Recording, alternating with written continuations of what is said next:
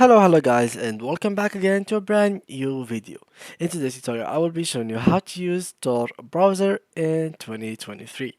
First of all guys, I will need you to open your normally daily browser, which is for example for me the Google Chrome, and here I will search for Tor Browser, and all I need to do is go to Tor project and choose whatever system I have. For example, this is for Android, for Linux, for macOS, and for Windows.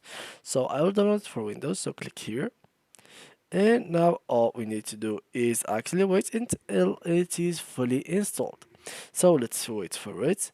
And basically Tor is a really high privacy browser, and you know what is has been used for these years, and it has been used for deep web and stuff. So basically this is like the most famous browser for getting into the dark web and the deep web. And now I will show you how to use it. So click in here, so okay, install, and just like so it will start installing, which is a simple thing. Now all you need to do is wait for it until it reaches the 100%. So here it goes from browser, etc. So finish, and here we go. So here you have some information. So here you can Tor browser routes your traffic over the Tor network run by thousands of volunteers around the world. So here you can connect. So always connect automatically or configure your connection through here.